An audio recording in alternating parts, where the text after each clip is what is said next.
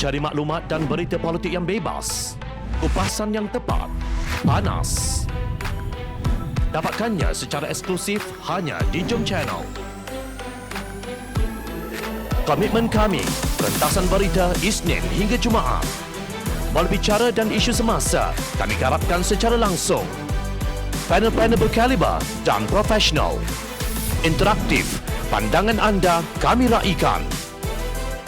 Jangan lupa bersama kami di setiap hujung minggu dalam edisi khas mingguan. Jom Channel, moving forward, sharing a new experience.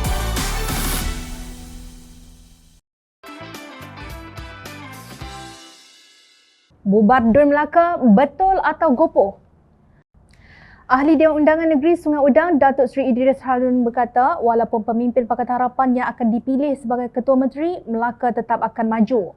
Kalau Pakatan Harapan bentuk kerajaan, takkanlah kita hendak jadikan Melaka mundur. Sudah tentulah kita majukan negeri kita ini, katanya seperti dipetik Berita Harian. Idris juga tidak bersetuju bahawa pilihan raya negeri diadakan memandangkan pilihan raya umum ke-15 akan diadakan dalam tempoh setahun setengah sahaja lagi. Jika pilihan raya negeri ingin diadakan, ia membabitkan banyak perkara yang harus kita pertimbangkan kerana kita masih dalam pandemik COVID-19 dan ia menyebabkan risiko lebih tinggi. Ia juga membabitkan kos perbelanjaan yang tinggi, katanya. Kerajaan Melaka tumbang susulan tindakan Idris mengumumkan menarik sokongan terhadap Ketua Menteri Datuk Seri Sulaiman Mat Ali.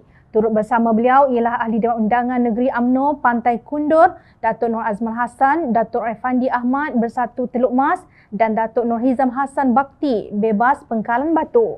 Bagaimanapun, Yang di-Pertua Negeri Melaka, Tun Muhammad Ali Muhammad Rustam bersetuju membubarkan Dewan Undangan Negeri Melaka ke-14. Namun, Pakatan Harapan Negeri Melaka mempertikaikan kewajaran pembubaran Dewan Undangan Negeri dan pelantikan Ahli Dewan Undangan Negeri Lendu, Datuk Seri Sulaiman Mat Ali sebagai Ketua Menteri bagi kerajaan sementara. Pengerusi Pakatan Harapan Negeri Adli Zahari berkata pihaknya akan merujuk perkara tersebut ke mahkamah bagi memastikan keabsahan kerajaan sementara seperti yang diumumkan Pengerusi Badan Perhubungan UMNO Melaka Datuk Seri Abdul Rauf Yusof. Pakatan Harapan Melaka berpandangan adalah tidak wajar untuk beliau dibenarkan menjadi Ketua Menteri bagi kerajaan sementara. Ia selaras dengan apa yang berlaku pada 2 Mac tahun lalu yang mana tugas pentadbiran kerajaan negeri dipertanggungjawabkan kepada Setiausaha Kerajaan Negeri sehingga Ketua Menteri baru dilantik, katanya dalam satu kenyataan kemarin. Beliau juga menyifatkan sikap Sulaiman membubarkan Dewan Undangan Negeri sebagai tidak bertanggungjawab. Ini kerana katanya rakyat masih berhadapan dengan pandemik COVID-19. Beliau mengambil contoh pilihan raya negeri Sarawak yang ditangguhkan di atas alasan sama. Berdasarkan Fasal Kurungan 4 Perkara 19 Perlembagaan Negeri Melaka, satu pilihan raya hendaklah diadakan dalam tempoh 60 hari dari tarikh pembubaran Dewan Undangan Negeri. Sementara itu, Pengerusi Majlis Pimpinan Negeri MPN Negeri Melaka, Datuk Halim Bacik mengecam tindakan Abdul Rauf membubarkan Dewan Undangan Negeri Melaka. Tindakan yang dibuat oleh beliau jelas melanggar etika sebagai ahli politik yang meletakkan kepentingan rakyat di belakang dalam tempoh pandemik ketika ini. Tindakan yang gopoh dan tergesa-gesa ini sudah pasti akan memberi kesan yang buruk dan demi survival politik, kepentingan rakyat telah diketepikan, tegas Halim. Bagaimanapun, beliau memberi jaminan bahawa keadilan Melaka akan bersama-sama pakatan dari Gabungan Pakatan Harapan untuk terus memastikan demokrasi di dalam negeri ini hidup dan tidak dieksploitasi oleh mana-mana pihak.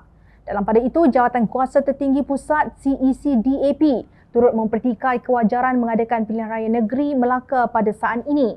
Pihak CEC tidak bersetuju bahawa pilihan raya negeri wajar diadakan. Malaysia sedang beransur pulih daripada krisis COVID-19 dan pilihan raya akan menjejaskan proses pemulihan tersebut. Kita tidak harus mengulangi kesilapan seperti pilihan raya negeri Sabah pada tahun lepas yang telah menyebabkan peningkatan kes COVID-19 secara mendadak dan kerajaan hilang kawalan terhadap virus tersebut, kata penolong Setiausaha Organisasi Kebangsaan DAP Koo Poi Tiong dalam satu kenyataan. Beliau berpendapat Sulaiman harus meletakkan jawatan kerana kerajaannya telah tumbang susulan hilang majoriti. Beliau tidak mempunyai kedudukan untuk menasihatkan supaya Dewan Undangan Negeri dibubarkan. Yang di-Pertua Negeri mesti diberi ruang untuk bertindak secara bebas dan objektif berdasarkan perlembagaan negeri tanpa sebarang pengaruh atau tekanan daripada mana-mana pihak, ujar Poi Tiong. Menurut beliau, parti atau gabungan yang mempunyai majoriti wajar diberi peluang dan jemputan utama untuk menubuhkan kerajaan baru. Dalam mesyuarat CEC, pihak CEC telah menyatakan pilihan calon Ketua Menteri kepada saudara Adli Zahari, tegasnya. Begitulah perangai UMNO. Ketika kerana mengambang di Johor, Perak dan Kedah tidak pula timbul kes Dewan Undangan Negeri harus dibubarkan.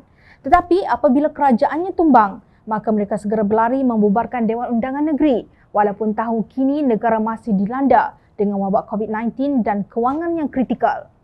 UMNO langsung tidak belajar daripada pengalaman pilihan raya negeri Sabah.